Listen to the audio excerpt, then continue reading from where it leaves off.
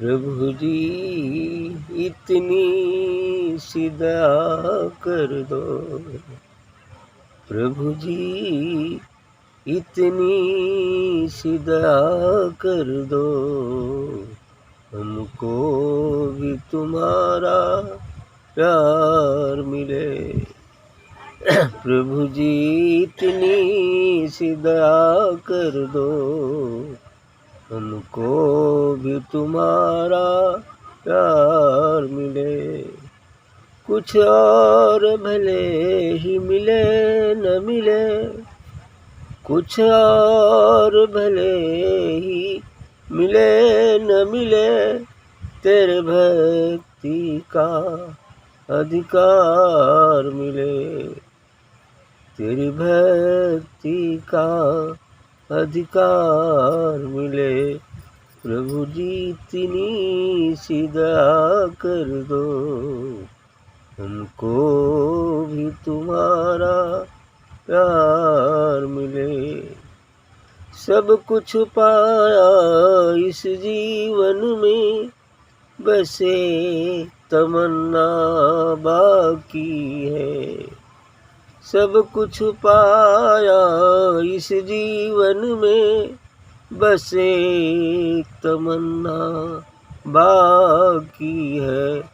हर प्रेम पुजारी के मन में, हर प्रेम पुजारी के मन में, तेरी भक्ति का अधिकार मिले। हर प्रेम पुजारी के मन में, तेरी भक्ति का अधिकार मिले। ओ जीवन भी क्या जीवन है, जिस जीवन में जीवन ही नहीं। ओ जीवन भी क्या जीवन है, जिस जीवन में जीवन ही नहीं। जीवन तब जीवन बनता है, जीवन तब जीवन बनता है, जब जीवन का आधार मिले। जीवन तब जीवन बनता है, जब जीवन का आधार मिले। जिसने तुमसे जो कुछ मांगा, उसने तुमसे वो ही पाया।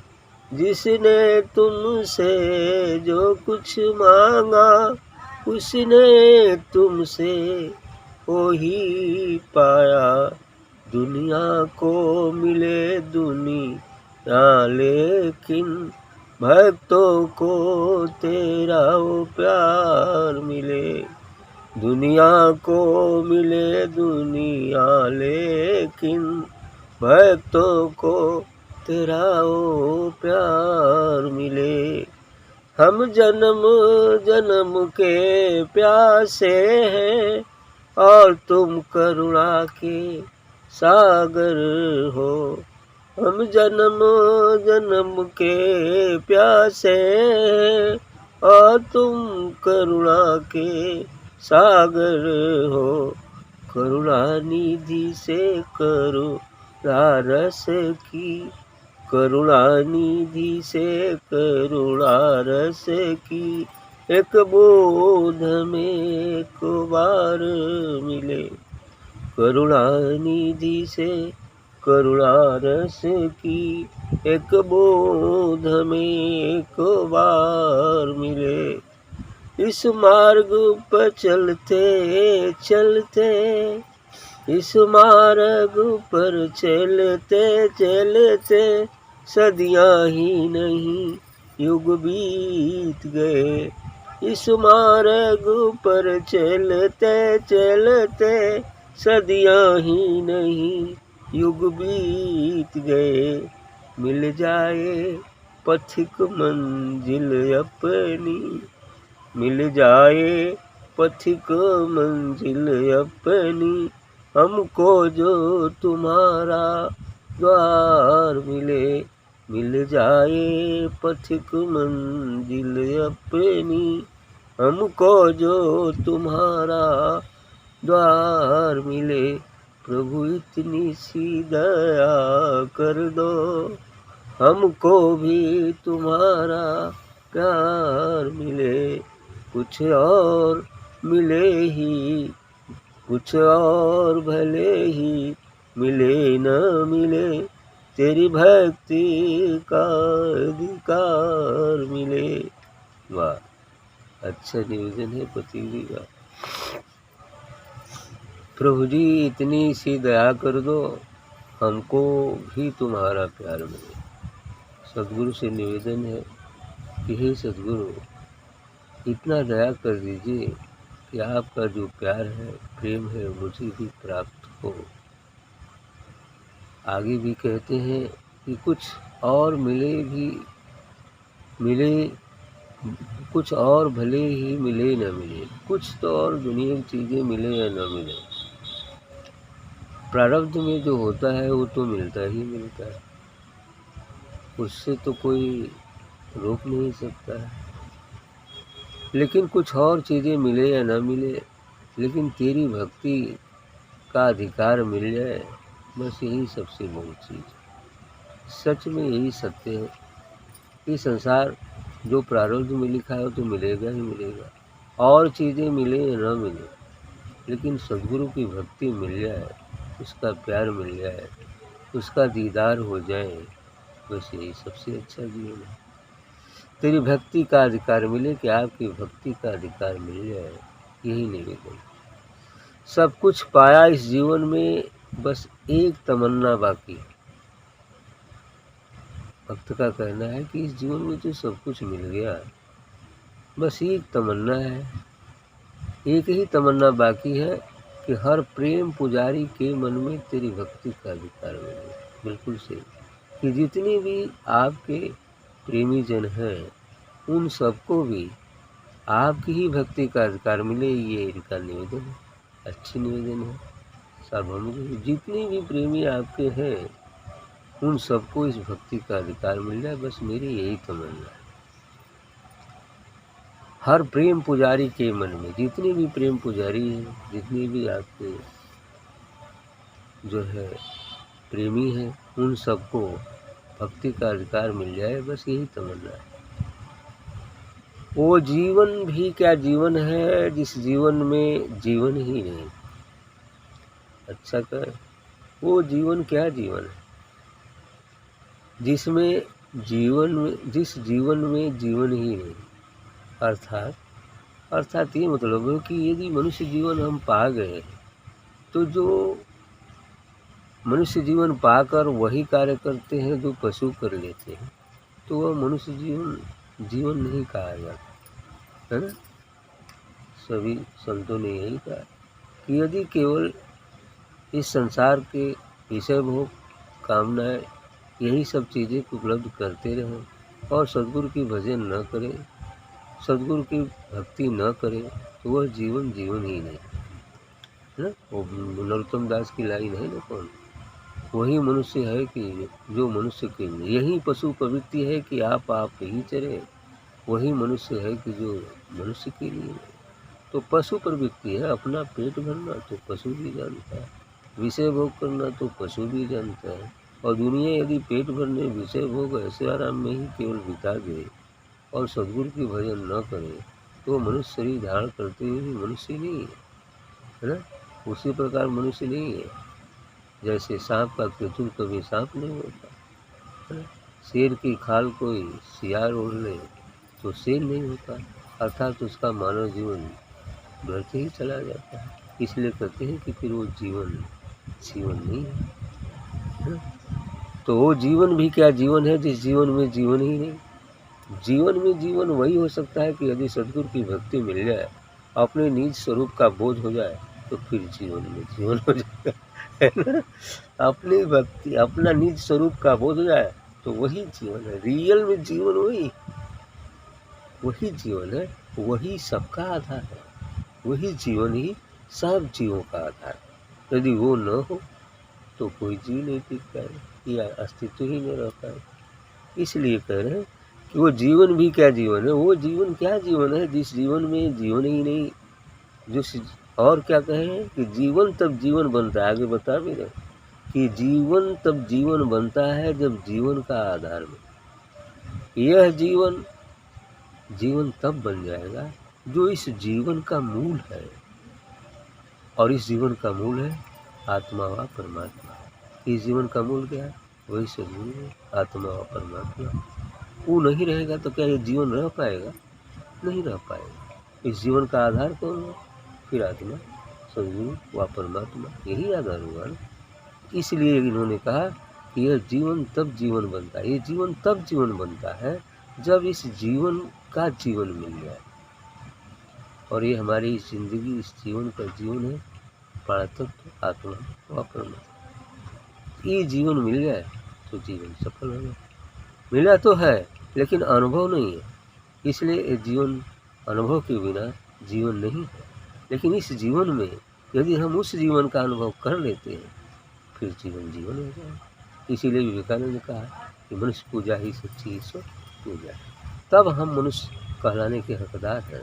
उससे पहले मनुष्य होते हुए भी मनुष्य नहीं कहा जा सकता, इसलिए कि हमारी वृत्ति यदि ऐसी है। तो जीवन तब जीवन बनता है जब जीवन का आधार में हो। जब जीवन का आधार है हमारा निज स्वरूप आत्मा व परमात्मा, जो सबका आधार, यही जीवन का आधार है। वह निरक्षर ब्रह्म ही सब जीवन का आधार, ठीक। इसलिए वही सत्य है। जिसने तुमसे जो मांगा, जो कुछ मांगा उसने तुमसे वो ही पाया। आगे भी कहते हैं कि जिसने आपसे जो कुछ मांगा तो वही उसको प्राप्त हुआ। तो तुलसी ने भी कहा, जा की जा पर सत्य स्नेहु, असूर मिलत नहीं कछ संदेह। जिस पर जिसकी सच्ची स्नेह हो जाता है, सच्चा प्रेम सच्चा लगाव हो जाता है, तो उसको वही चीज़ प्राप्त होता है ना। अब तो ऐसा ही होता है। अब ऐसे ही संसारियों में, विचारधारों में जो जिसकी सच्ची चाह करता है, यदि प्रारब्ध में उसके है तो उस पर प्रभु उसको दे देता है, सद्गुरु उसको प्रदान कर देता है। प्रारब्ध में है तो वो समझता है कि हो गया, काम पूरा हो गया। लेकिन जिसका स्नेह यदि भक्ति या सद्गुरु से लगा है तो उसको सद्गुरु ही मिलेगा। ऐसी बात नहीं है ना। ऐसे ही सबकी अपनी अपनी इच्छाएं हैं, और जिस इच्छा से जो जिसको मानता है, जिससे आराधना करता है, उसे कभी कभी मिल भी जाता है। तो इसलिए जिसने तुमसे जो, चूँकि सभी रूपों में वही है, सभी रूपों में वही है। अब जिससे भी आप याचना करेंगे तो उसी से नहीं याचना कर रहे हैं, है ना। इसलिए वही बात है, क्योंकि सभी रूपों में वही एक सत्ता है, जो जीवन का भी जीवन है, वही एक सत्ता सबका मूल है ना। और यदि आप किसी की भी प्रार्थना करते हैं तो इनडायरेक्ट वे से उसी की प्रार्थना हो जाती है ना। लेकिन अब जिस भावना से और जिस की आप आराधना करते हैं, जिस भाव को लेकर, उतना ही प्राप्त होगा। लेकिन ये जीवन का जीवन नहीं प्राप्त होता है ना। ऐसा ही होता है। हाँ, ऐसी चीज़ें सत्य, ठीक। तो आगे कहते हैं कि जिस दुनिया को मिले दुनिया, लेकिन भक्तों को तेरा वो प्यार मिला है। कहीं दुनिया को दुनिया मिले, धन दौलत मांगने वालों को धन दौलत मिले, कोई लड़का मांगता है लड़का मिल जाए, कुछ और मिल जाए। लेकिन आपका कहना है कि दुनिया को मिले दुनिया, लेकिन ये दुनिया वालों को दुनिया मिल जाए भले ही, लेकिन भक्तों को तेरा प्यार मिले, भक्तों को तेरा प्यार मिले, अर्थात भक्तों को वो भक्ति मिले, आपका प्रेम मिले, आपका प्यार मिले, सद्गुरु से मिल जाए, ठीक। आगे कहते हैं, हम जन्म जन्म के प्यासे हैं और तुम करुणा के सागर। आपका कहना है, भक्त का कहना है कि हम तो जन्म जन्म के प्यासे हैं, बिल्कुल प्यासे हैं, और ये प्यास तब तक नहीं मिटेगी जब तक हमें वास्तविक स्वरूप का बोझ न हो। और जन्म जन्मांतर से हम अशांत हैं, प्यास बुझी ही नहीं। लेकिन ऐसा भी है कि बहुत सारे लोगों को तो प्यास का अनुभव भी नहीं है कि हमें प्यास भी लगी है। यदि प्यास का अनुभव न हो तो कोई पानी मांगने क्यों जाएगा, है ना। यहाँ तो प्यास का भी अनुभव नहीं होता है, इसलिए भ्रमित होकर कुछ और ही समझ रखे हैं कि यही सबसे प्यास है ना। लेकिन वास्तविक प्यास यही है, और वास्तविक प्यास यही है कि जब हमारे अंदर उस सद्गुरु के बिछोह का पता हो जाए और उसके मिलन की व्यग्रता हो जाए, तब लग रहा है कि प्यास लगेगी। और ये प्यास तब होती है जब हम संत सद्गुरु के शरण जाते हैं, उनकी बातों को सुनते हैं, उनके आचरण को देखते हैं, तब ये प्यास धीरे धीरे जगती है। और जब प्यास जगेगी, एक दिन प्यास की पराकाष्ठा जिस दिन हो जाएगी, तो पानी भी मिल जाएगा और प्यास भी बुझ जाएगी। इसलिए आपका कहना है कि दुनिया को मिले दुनिया, लेकिन कि दुनिया को दुनिया भले प्राप्त हो, दुनिया की चीज़ें प्राप्त हो, लेकिन भक्तों को आपका प्यार मिले, ऐसा निवेदन है पति जी। अच्छा निवेदन है। हम जन्म जन्म के प्यासे हैं और तुम करुणा के सागर, और सद्गुरु तो करुणा का सागर है। ऐसा करें, हम जन्म जन्म से प्यासे हैं और आप तो करुणा के सागर हैं, तो इसलिए करुणा निधि से करुणा रस की एक बूंद हमें एक बार। इसलिए आपका निवेदन है कि ये करुणा निधि, आपकी जो करुणा का सागर है, उसमें एक बूंद मुझे प्राप्त हो जाए, अर्थात वो शांति की एक बूंद मुझे मिल जाए, है ना, बस उतना ही काफ़ी है। तो ऐसा ही कहा है इन्होंने, सही कहा। करुणा निधि से करुणा रस, हम प्यासे हैं और आप करुणा के सागर हैं, बस उसमें से थोड़ा सा दे दीजिए, काम हो जाएगा। ऐसा ही है। तो करुणा निधि से करुणा रस की एक बूंद हमें एक बार मिले, एक बार मिल जाए, बस हो जाएगा, शांति शांति हो जाएगी। इस मार्ग पर चलते चलते सदियां ही नहीं जुग बीत गए। आए करेंगे, इस मार्ग पर चलते हुए कई जन्म भी लग जाते हैं, है ना, ऐसा भी होता है।